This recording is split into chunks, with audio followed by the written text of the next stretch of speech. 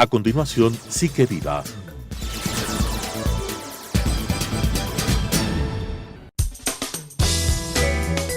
Clasificación A. Apto para todo público.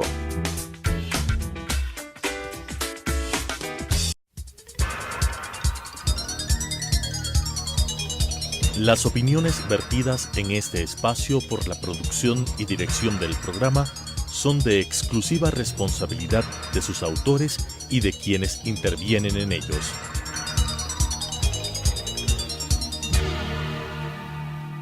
Telesucesos Canal 29 UHF presenta Psique Viva, un espacio interactivo de información sobre psicología en la actualidad, con la conducción de Natalia Cisneros y Elisa Narváez. Psique Viva. Bienvenidos a Psique Viva, un espacio para hablar de psicología en la actualidad. Mi nombre es Natalia Cisneros y estoy aquí con mi compañera Elisa Narváez.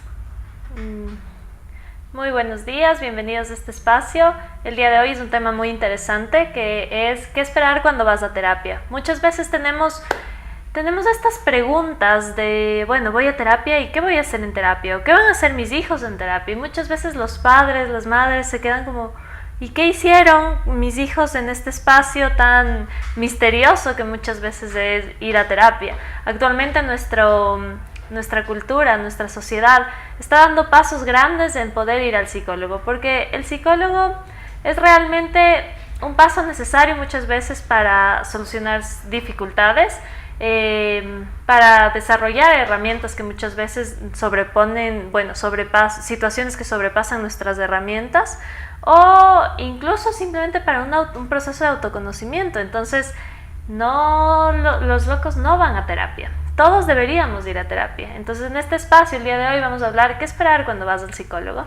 Y también, además de clarificar cuáles son las expectativas que podemos tener cuando vamos a terapia, vamos a hablar de los distintos tipos de terapia.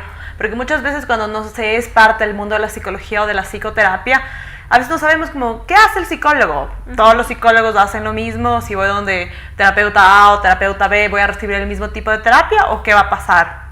Y como bien dijo Elisa, es importante aclarar que aunque en nuestra sociedad todavía hay muchos tabúes que rodean a la psicoterapia o a gente que va al psicólogo, cada vez estamos avanzando más y más y cada vez es más normal ir a terapia, como en otras culturas, ¿no es cierto? Por ejemplo, pensemos en Argentina, donde ir al psicoanalista es común. O sea, no es algo raro ni algo de lo cual avergonzarse, sino es un tema de ir y trabajar lo que uno quiera, ¿no es cierto? Conflictos internos, cualquier problema que uno esté pasando. Además, también en línea con lo que decía Lisa, hoy en día también siempre se recomienda a los papás, por ejemplo, ahora que es un mundo tan complejo, los padres muchas veces no saben qué hacer, simplemente pida ayuda, busque. Hay profesionales que le pueden orientar, que le pueden ayudar. Y hoy día vamos a hablar particularmente de los 7 tipos de terapia más frecuentes que podemos encontrar. Pero antes de eso vamos a hablar un poco qué es una psicoterapia, cómo entendemos la definición de psicoterapia. Básicamente, desde la psicología, la psicoterapia es una teoría articulada con una práctica. ¿A qué me refiero con esto?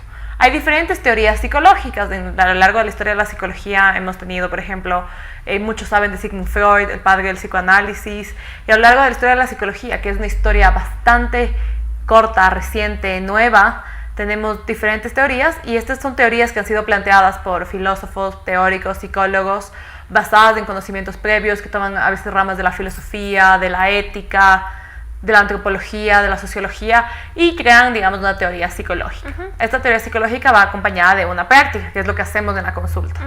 Es realmente, como dijo Natalia, algo muy nuevo. Es una ciencia, porque la psicología es una ciencia relativamente nueva. Sin embargo, las bases de la psicología se remontan a tiempos muy antiguos, como la filosofía, que incluso tenemos filósofos antes de Cristo, que la psicología ha ido tomando ideas, ha ido complementando estas ideas y de alguna forma haciéndola también científica a través de la investigación.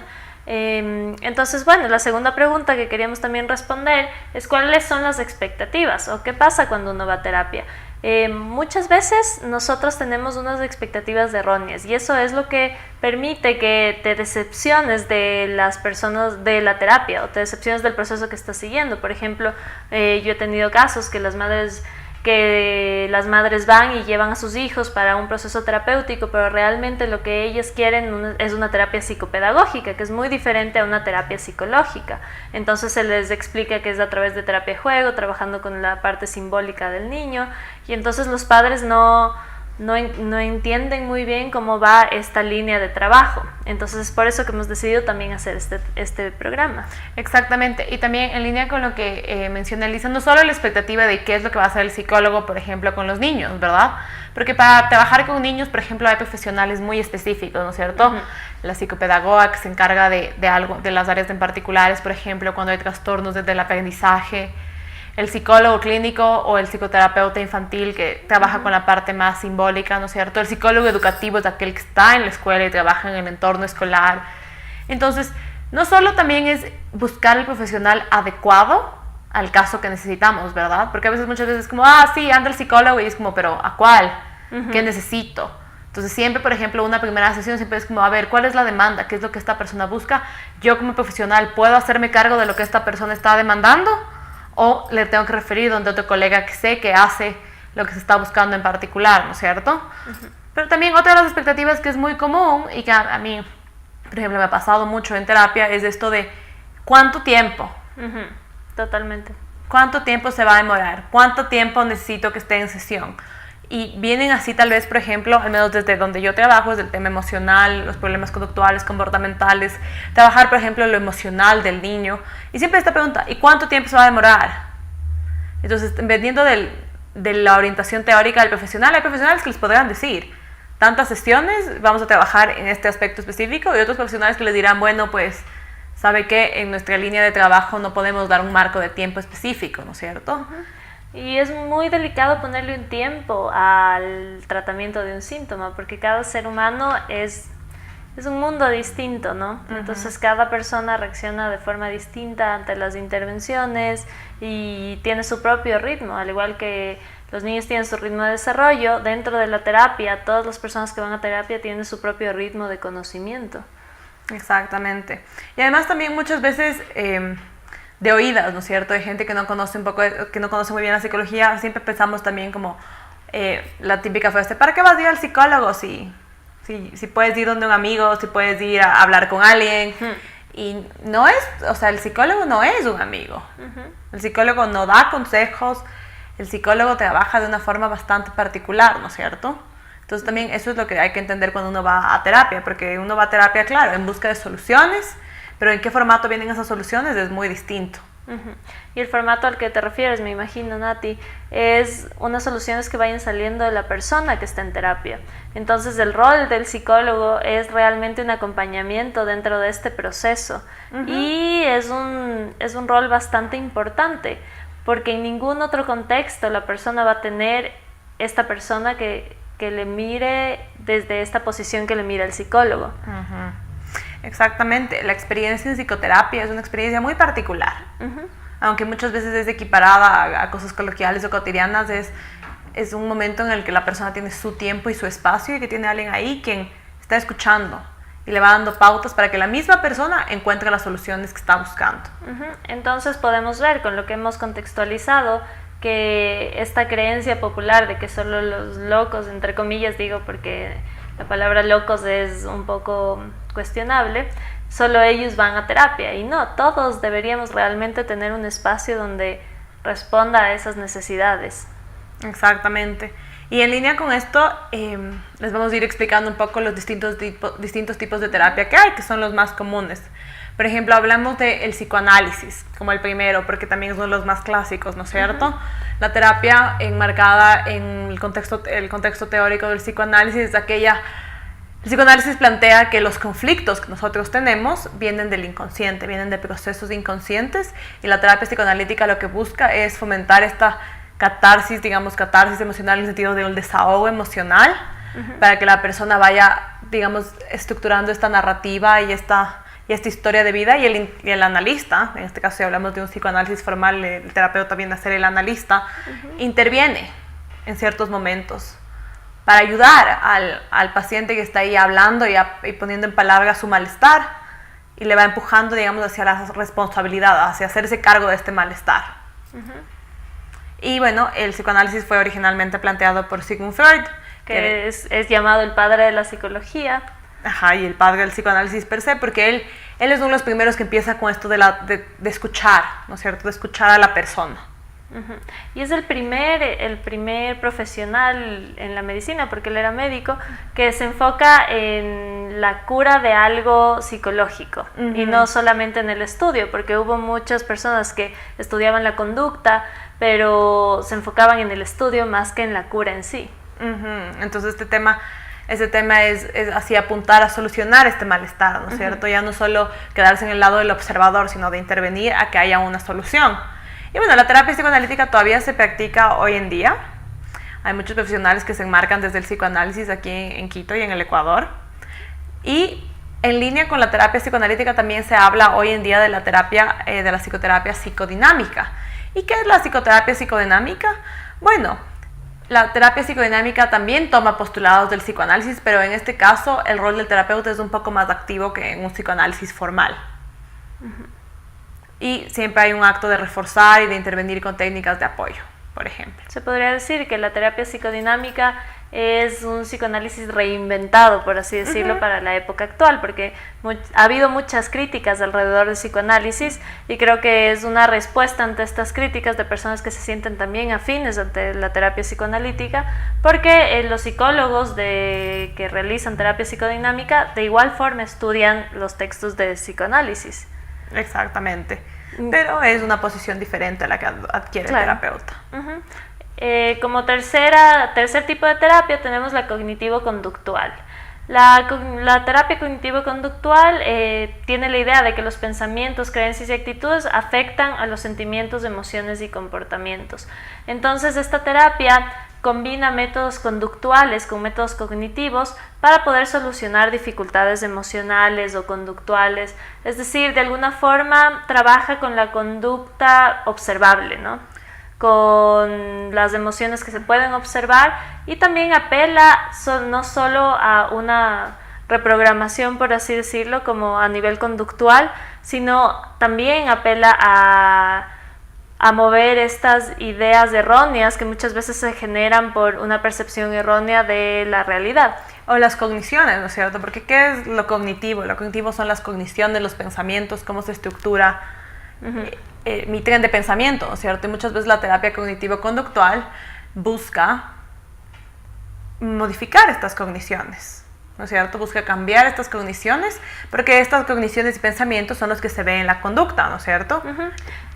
Bueno, esta terapia cognitivo-conductual es bastante útil y ya se ha demostrado que se utiliza mucho para las fobias y que tiene buenos resultados la terapia cognitivo-conductual. Eso es simplemente un ejemplo de que muchas veces diferentes síntomas pueden responder a diferentes ramas, por así decirlo. Exactamente, y en línea con lo que dices, lo de la fobia, es la fobia, por ejemplo, ¿qué es una fobia? La fobia es un miedo irracional uh-huh, a algo en particular. Y este miedo puede traducirse, digamos, en conductas desadaptativas. Uh-huh. Por ejemplo, niños muy pequeñitos que ven su vida social detenida porque tienen miedo, por ejemplo, a un perro. Uh-huh. El miedo a los perros es un tema que suele ser común, digamos, en la infancia, y este miedo puede llegar a ser tan intenso que interrumpe la vida de la persona. Entonces, la terapia cognitivo-conductual apunta a ver cuáles son las cogniciones, el pensamiento que está detrás de este miedo que se manifiesta en una conducta, no sé, de asustarse, de huir, de no poder salir, uh-huh, llanto. Entonces, las cogniciones vienen a modificar esta conducta. Así es como trabaja uh-huh, la cognitivo-conductual.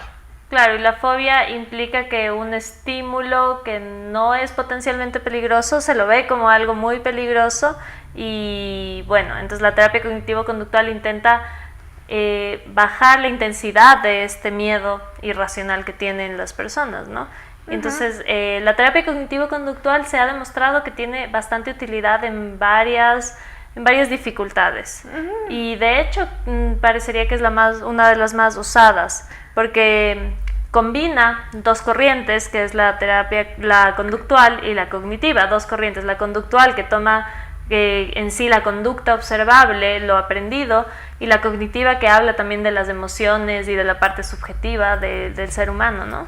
Exactamente, y hay diferentes técnicas, ¿no es cierto? La cognitivo-conductual es una de las que así ofrece varias técnicas a ser empleadas en terapia, por ejemplo, técnicas expositivas, de entrenamiento en habilidades sociales, resolución de problemas, reestructuración cognitiva, ¿no? Esto se refiere a reestructurar los pensamientos, o sea, los pensamientos que están distorsionados, que causan malestar en la persona. Y además, lo cognitivo-conductual es una de las corrientes, digamos, más investigadas en psicología, ¿no es cierto? Hecho, y junto con las neurociencias. Justo, ¿no? con lo neurocientífico, ¿verdad? ¿Por qué? Porque se han hecho muchos estudios, muchos ensayos controlados aleatorios que dan fiabilidad, ¿no es cierto? Que dicen que es basado en evidencia por medio de todos estos estudios que se han realizado. Sí. Bueno, el siguiente tipo de terapia es la terapia humanista, que fue creada por un psicólogo llamado Carl Rogers. La terapia humanista se enfoca en la responsabilidad del ser humano. Es decir, que tú eres responsable de tus acciones y tú puedes actuar sobre esas acciones. Es contrario al psicoanálisis, que trabaja con las fuerzas internas del ser humano y con esas cosas que son difíciles de controlar. La teoría humanista habla de que nosotros tenemos el poder de actuar sobre nuestra realidad.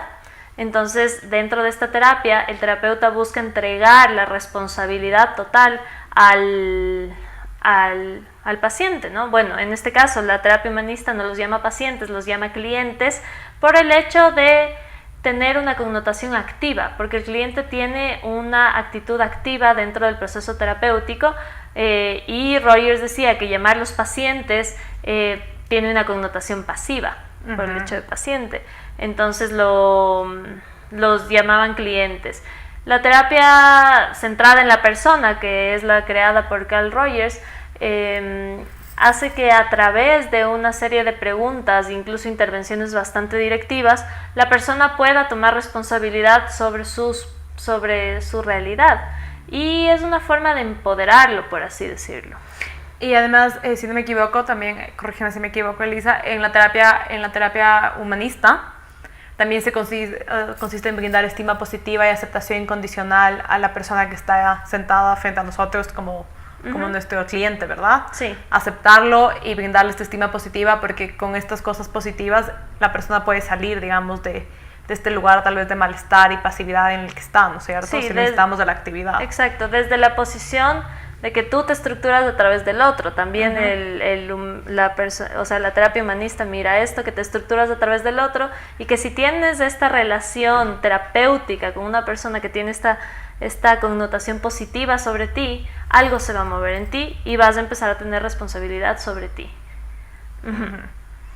Y esto ahora acabas de mencionar un punto muy importante, porque en la mayoría de terapias psicológicas, en la psicoterapia también la relación, y hablo de la relación entre el terapeuta, el cliente o paciente o consultante, como lo llame cada orientación, la relación siempre tiene un poder muy importante.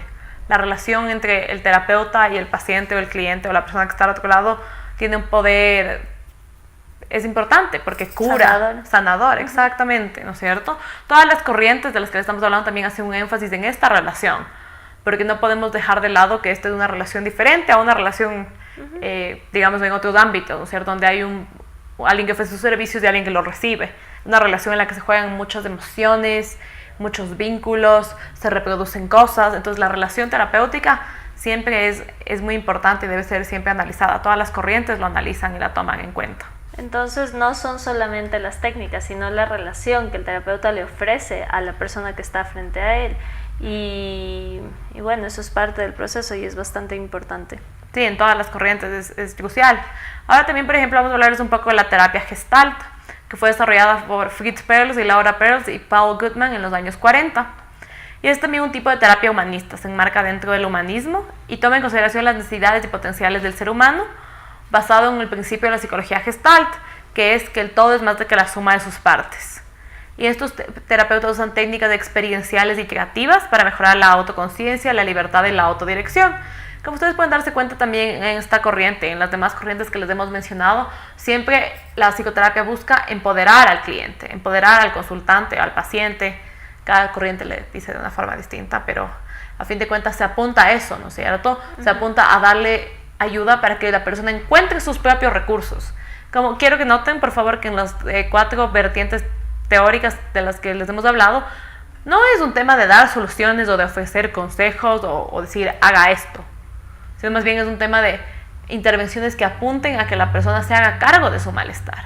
Acabas de mencionar algo súper importante que me hace pensar en la importancia que es la continuidad dentro del proceso terapéutico, porque cuando trabajas con los temas tan subjetivos y con todo lo que hemos hablado, y bueno, la importancia de esta relación que tiene que ser constante, entonces no sirve mucho si se va a terapia una vez al mes o una vez cada 2 meses, porque la relación también se fracciona y de alguna forma no tiene un efecto, pues no puede tener un efecto positivo.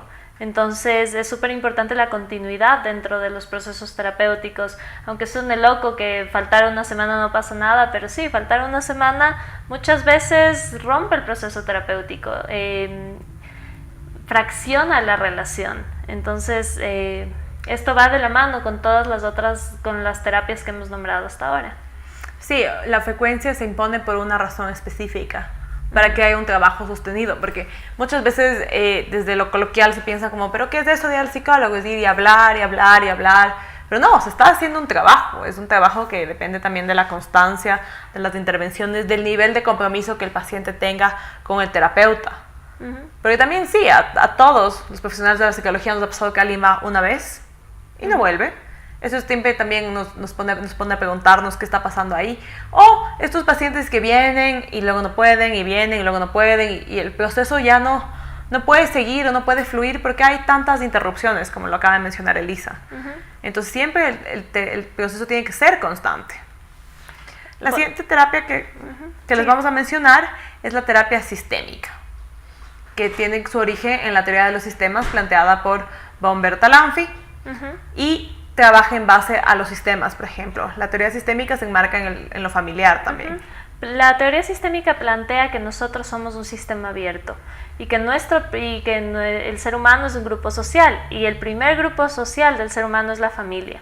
Entonces el sistema con el que se trabaja es la familia por el hecho de que somos un grupo social y este primer grupo social es el básico y donde se estructuran un montón de formas de actuar desde que somos muy pequeños. Entonces la terapia sistémica es la famosa terapia familiar que trabaja en conjunto con toda la familia y utiliza otro tipo de técnicas y utiliza muchas técnicas cognitivas, por ejemplo, que tratan de modificar las relaciones. Entonces la terapia sistémica mira al ser humano no como algo individual como todas las otras corrientes, sino como algo que hay que verlo en red. Entonces, se plantea, la teoría sistémica plantea que si mueves una parte del sistema, se va a mover todo el sistema, porque está conectado, y que todo el tiempo este sistema familiar está en relación, como es un sistema abierto, está intercambiando información con el colegio, con el trabajo, con todos los otros sistemas que son parte de cada persona, ¿no? Entonces es otra corriente muy válida, es una corriente bastante estudiada también y bueno, es también para dificultades muchas veces en la adolescencia, cuando hay dificultades relacionales bastante importantes. Y bueno, hemos visto brevemente distintos tipos de terapia y la próxima edición los esperamos. Muchas gracias. Esto ha sido Psique Viva.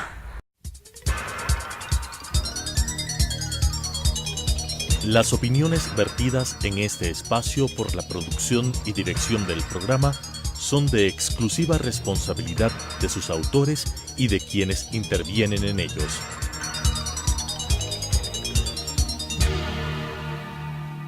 Telesucesos Canal 29 UHF presentó Psique Viva, un espacio interactivo de información sobre psicología en la actualidad, con la conducción de Natalia Cisneros y Elisa Narváez. Psique Viva